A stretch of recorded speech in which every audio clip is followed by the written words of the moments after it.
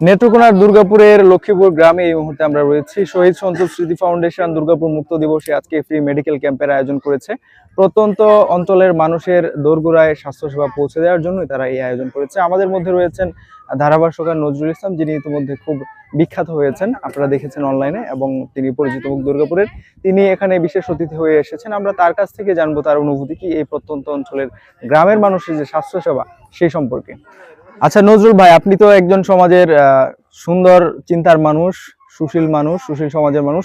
আপনি এই আয়োজনে এসেছেন, এই যে প্রত্যন্ত অঞ্চলের মানুষের কাছে স্বাস্থ্যসেবা বা চিকিৎসা সেবা পৌঁছে দেওয়া, এখানে ছেলে মেয়েরা আসছেন, শিশুরা আসছেন, বৃদ্ধরা আসছেন, সব মিলিয়ে সব রকমের সব বয়সী মানুষ আসছেন। শহীদ সন্তোষ ফাউন্ডেশন যে এরকম একটি আয়োজন করেছে, এটি আপনার কাছে আসলে কি মনে হয় বা এটি নিয়ে আপনার অনুভূতি কি আসলে? Thank you very much. এক কথায় আমি আজকে এখানে এসে যা দেখলাম, অনেকগুলি ফুটবল ম্যাচে যাই, ক্রিকেট ম্যাচে যাই, অনেক এনজয় করি, ভালোই লাগে বিষয়টা। কিন্তু আজকের যে বিষয়টা, একটা শব্দ আছে ইংরেজিতে, সেটা হলো আউটস্ট্যান্ডিং। এই আউটস্ট্যান্ডিং শব্দটা যাতাই সাতাই বলা যাবে না। অসামান্য কৃতিত্ব থাকলে পরে, অর্জন থাকলে, অ্যাচিভ থাকলে এমন একটা শব্দ আসে। আপনাদের ফ্রি মেডিকেল ক্যাম্প ও আলোচনা সবাই শহীদ সন্তোষ স্মৃতি ফাউন্ডেশন যে আয়োজনটা করেছেন, আমি এটাকে বলবো outstanding. Thank you very much. এই ধরনের আয়োজন সবসময় করা উচিত।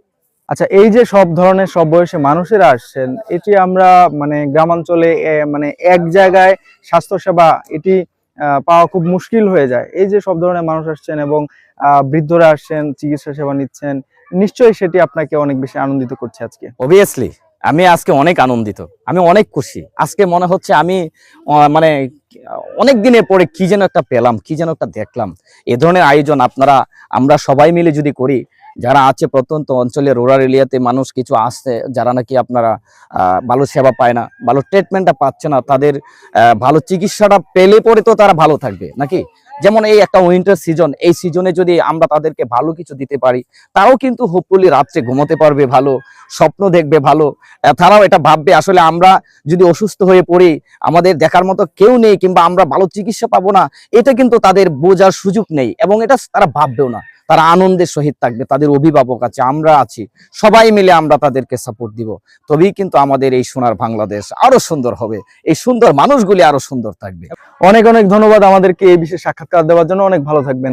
দর্শক, আমরা শুনছিলাম এতক্ষণ, আমরা জানছিলাম, আমরা শহীদ সন্তোষ স্মৃতি ফাউন্ডেশনের এই আয়োজনে এসে আমাদের ভালো লেগেছে, এবং আমরা আশা করি অন্যান্য যেসব সংগঠন রয়েছেন তারাও এই ধরনের আয়োজন করবেন, এবং সমাজের প্রত্যন্ত অঞ্চলের, প্রত্যন্ত গ্রামাঞ্চলের যেসব মানুষ রয়েছেন, সেই মানুষদের দোরগোড়ায় তারা স্বাস্থ্য সেবা, চিকিৎসা সেবা পৌঁছে দেবেন। ধন্যবাদ আপনাদের।